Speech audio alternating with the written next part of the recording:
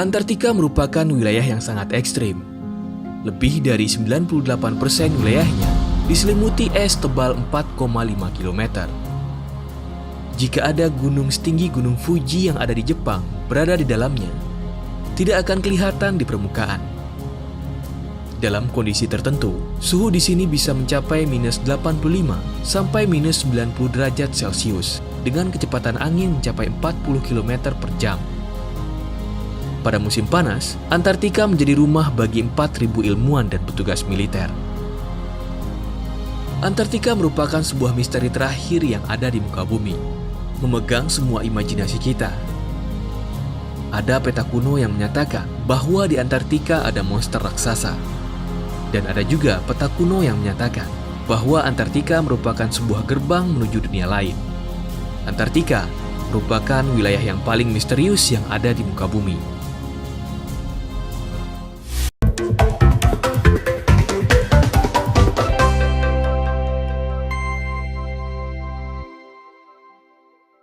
Kali ini kita akan membahas mengenai Antartika. Sebelum itu, Akbar mengucapkan terima kasih pada Niaga Hostar yang telah mau mendukung video ini.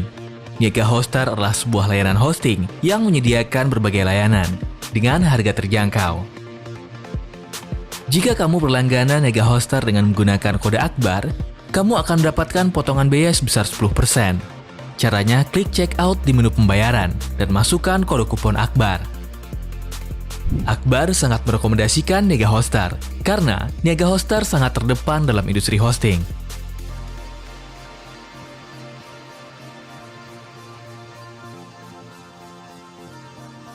Gunung Erebus Antartika. Pada tahun 2017, para peneliti dari Australian National University menemukan bahwa di bawah permukaan es di samping Gunung Erebus terdapat sebuah gua es yang sangat besar. Menurut laporannya, gua ini sangatlah unik karena suhu di dalamnya tidaklah dingin seperti yang kebanyakan dibayangkan orang. Di dalam gua ini, suhunya sangat hangat, memungkinkan untuk makhluk hidup tinggal di dalamnya, yakni 20-22 derajat Celcius. Gunung Erebus hanyalah salah satu dari 90 gunung api aktif yang ada di Antartika. Menurut ilmuwan yang meneliti di Antartika, terdapat lebih banyak lagi gua es yang suhu di dalamnya bisa menopang kehidupan. Ukurannya bisa sebesar Pulau Manhattan yang ada di New York. Dan kalau seandainya gua es ini memang bisa ditinggali oleh makhluk hidup, menurut Anda kemungkinan jenis makhluk apa yang tinggal di dalamnya?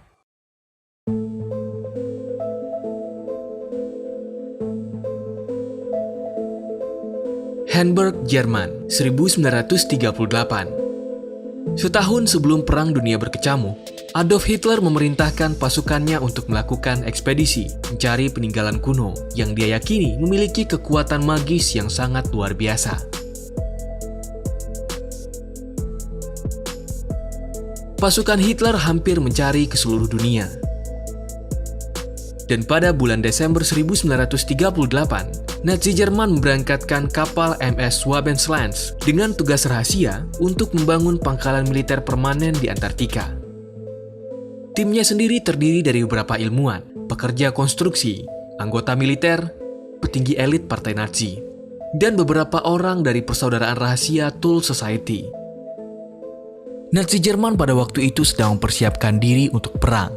Tetapi sangat aneh jika mereka sedang mempersiapkan diri untuk perang yang sangat besar, tetapi malah mengalokasikan sumber daya yang sangat besar untuk mengekspedisi Antartika. Kecuali Hitler dan partai Nazi mengetahui ada sesuatu yang besar di Antartika. Thule Society meyakini bahwa ada sebuah portal menuju dunia lain yang ada di Antartika. Bahwa di Antartika mereka akan menemukan sumber energi yang melimpah. Selama berada di Antartika, Nazi Jerman dipercayai telah berhasil memetakan sebagian besar wilayah Antartika melalui foto udara. Dan juga dikabarkan, mereka telah berhasil membuat pangkalan bawah tanah, atau yang lebih dikenal sebagai Base 211. Hitler dan partai Nazi sangat terobsesi dengan Antartika. Dan juga seperti yang sama-sama kita ketahui, selalu ada rumor yang menceritakan bahwa para petinggi partai Nazi melarikan diri ke Antartika setelah kalah perang. Dan Hitler sebenarnya tidak mati bunuh diri. Dan juga kabarnya, di sana mereka memiliki fasilitas yang sudah sangat lengkap, layaknya sebuah kota kecil.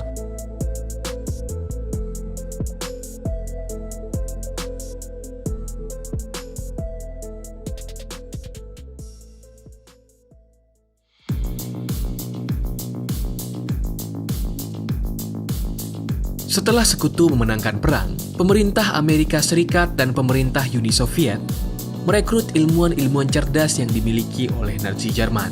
Salah satunya yaitu Wernher von Braun, yang kemudian merancang roket Saturn V yang membawa Neil Armstrong menuju ke bulan, dan juga menemukan teknologi-teknologi canggih lainnya.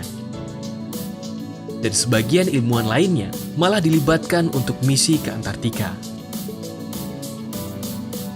Pada 26 Agustus 1946, setahun setelah memenangkan perang, pemerintah Amerika Serikat meluncurkan ekspedisi Antartika terbesar sepanjang sejarah. Ekspedisi ini disebut sebagai Operation High Jump. Operation High Jump membawa 4.700 personil, di antaranya 13 kapal perang, 33 pesawat dan helikopter, dan 1 kapal selam. Operation High Jump dipimpin oleh penjelajah Antartika ternama, Laksamana Richard Ebert, merupakan orang yang sangat penting di Angkatan Laut Amerika Serikat. Dia sangat berjasa dalam Perang Dunia Pertama, dan setelah Perang Dunia Pertama selesai, dia menjadi penjelajah dunia. Pada 9 Mei 1926, Laksamana Bert dan Kepala Angkatan Laut bagian pilot penerbangan Floyd Bennett menjadi headline dunia ketika mereka berhasil menerbangkan pesawat melintasi Kutub Utara. Karena pencapaiannya tersebut, Laksamana Ebert mendapatkan penghargaan Medal of Honor, penghargaan tertinggi di militer Amerika Serikat. Karena pencapaiannya itu, Richard Ebert dipromosikan menjadi Laksamana pada usia 41 tahun, yang kemudian menjadi Laksamana termuda sepanjang sejarah Angkatan Laut Amerika Serikat. Laksamana Richard Ebert merupakan seorang yang sangat berani. Malah pada tahun 1934, ekspedisinya yang kedua kali ke Antartika, dia hanya tinggal sendirian selama 5 bulan di sana. Operation High Jump berlangsung selama 9 bulan, dan secara mengejutkan terjadi pertempuran dengan musuh yang tidak dikenal. Kemungkinan dengan para Nazi dan pasukan Hitler yang terlebih dahulu membangun pangkalan militer di Antartika. Dalam laporannya, ada beberapa pesawat yang keluar dari dalam air lalu menyerang pasukan Laksamana Ebert. Pertempuran ini terjadi sangat cepat. Berikut cuplikan dari salah satu film dokumenter berbahasa Rusia yang menjelaskan pertempuran pasukan Laksamana Ebert dengan musuh yang tidak dikenal tersebut. В конце 1946 года знаменитый полярник и одновременно адмирал американских военно-морских сил Ричард Бёрд получает приказ уничтожить нацистскую базу в Антарктиде. Но не тут-то было. Отпор, который получила американская эскадра, до сих пор вызывает массу вопросов. Дело в том, что в Вашингтоне адмирал Бёрд докладывал не просто об истребителях с немыслимыми возможностями.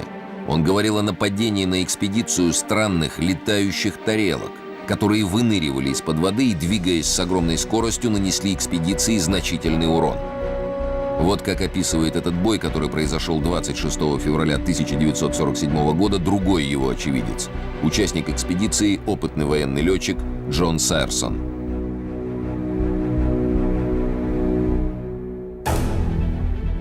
Они выскакивали из-под воды, как угорелые, и проскальзывали буквально между мачтами кораблей с такой скоростью, что потоками возмущенного воздуха рвало радиоантенны. Несколько корсаров успели взлететь с Касабланки. Я не успел и глазом моргнуть, как два из них, сраженные какими-то неведомыми лучами, брызнувшими из носовых частей этих летающих тарелок, зарылись в воду возле кораблей. Я в это время находился на палубе Касабланки. Я ничего не понимал. Эти предметы не издавали ни единого звука. Они безмолвно носились между кораблями и беспрерывно плевались убийственным огнем. Внезапно эсминец «Мердок», находившийся от нас в 10 кабельтовых, полыхнул ярким пламенем и стал тонуть. С других кораблей, несмотря на опасность, немедленно были посланы к месту катастрофы спасательные шлюпки и катера. Весь кошмар продолжался около 20 минут. Когда летающие тарелки снова нырнули под воду, мы стали подсчитывать потери. Они были ужасающими. кто был хозяином этих тарелок? Неужели нацистская Германия? Pengembangan UFO oleh Nazi memang sudah menjadi rumor di kalangan militer dan masyarakat dunia selama ini. Dan memang pada kenyataannya, selama Perang Dunia Kedua sedang berlangsung, Amerika pernah diserang oleh pesawat mirip UFO, atau yang lebih dikenal sebagai Battle of Los Angeles. 26 Februari 1942, pada pukul 1 pagi, alarm perang di Los Angeles berbunyi. Pemerintah segera mematikan aliran listrik di seluruh kota, supaya musuh tidak bisa melihat target. Dan ketika para militer menyorotkan lampu ke langit, yang mereka lihat adalah benda seperti piring terbang. Jerman pada waktu itu sangat maju dalam teknologi. Bahkan, pada saat negara lain belum memiliki roket yang bisa menjangkau antar benua, Jerman telah memilikinya. Kita tidak pernah tahu siapa yang sebenarnya menyerang pasukan Laksamana Ibert pada Februari 1947 tersebut. Apakah UFO Nazi ataukah UFO dari dunia lain? Sampai sekarang, pemerintah Amerika Serikat masih menutup mulut terkait masalah tersebut. Dalam wawancara dengan sebuah harian El Mercurio pada tahun 1947, Laksamana Ibert memperingatkan pemerintah Amerika Serikat untuk melakukan tindakan defensif untuk menghindari serangan udara musuh dari Antartika.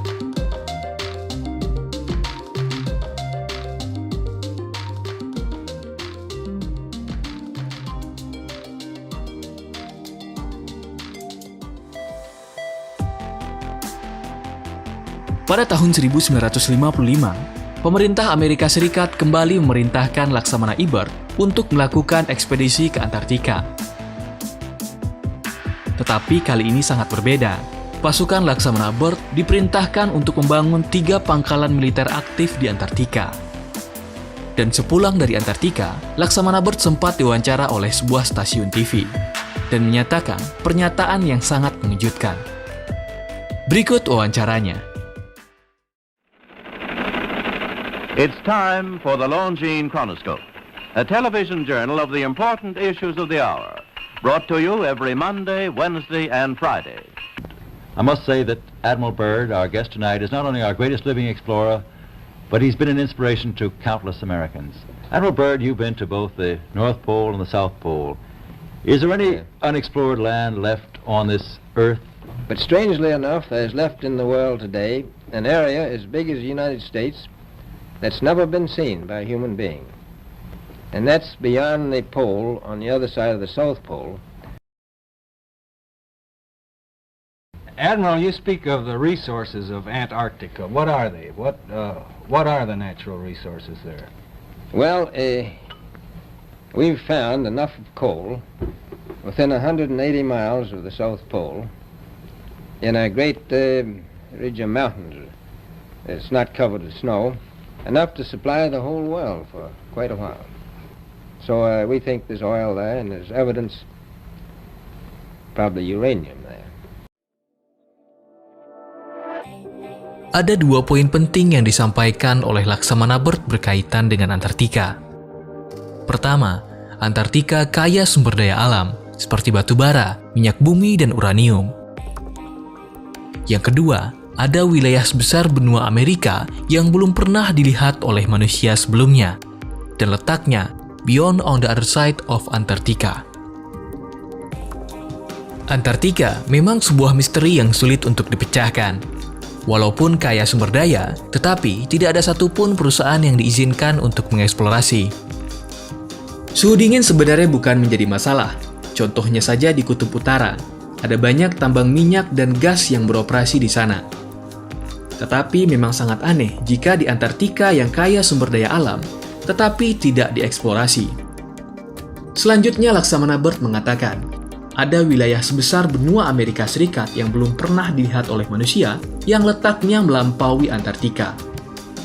Kalau kita lihat peta dunia, jika kita mencoba untuk melewati Antartika dari sisi manapun, kita akan sampai di 3 tempat, yaitu Amerika Selatan, Afrika Selatan, dan Australia.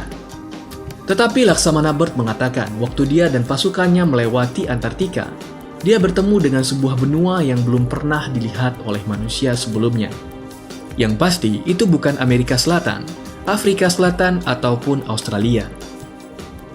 Lalu benua mana yang dimaksud oleh Laksamana Bird tersebut? Beberapa orang mencoba untuk memecahkan misteri dari pernyataan Laksamana Bird tersebut, tetapi mereka tidak menggunakan peta dunia yang umum digunakan saat ini.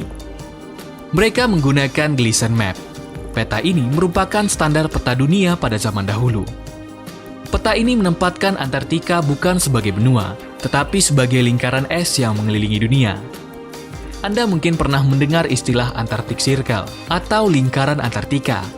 Dan memang pada kenyataannya, orang pada zaman dahulu mengenali Antartika bukan sebagai benua, tetapi lingkaran es yang mengelilingi dunia. Kalau kita gunakan Gleason Map ini, barulah sangat jelas. Masih ada wilayah yang belum terpetakan yang letaknya melampaui Antartika, dan Laksamana Bird telah menemukan benua tersebut.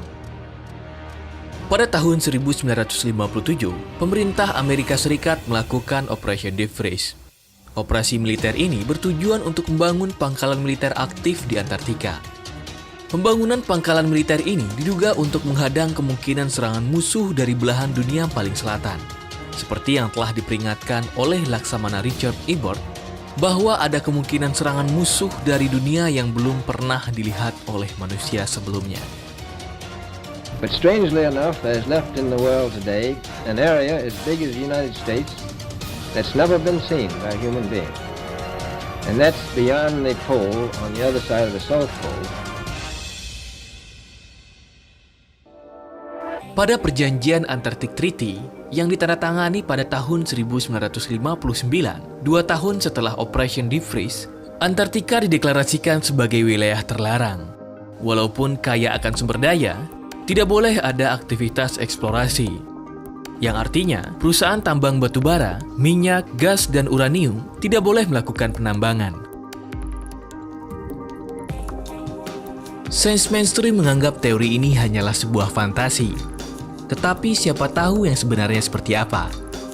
Yang pasti, pernyataan ini dinyatakan dari seorang yang sangat kredibel, Laksamana Richard E. Byrd, penjelajah Antartika ternama, dan peraih penghargaan Medal of Honor, penghargaan tertinggi di dalam militer Amerika Serikat. Cukup itu saja untuk video kali ini. Jika kamu ada ide untuk video selanjutnya, silakan tulis di kolom komentar. Dan juga terima kasih pada Nega Hostar yang telah mau mendukung video ini. Saya Akbar, sampai jumpa.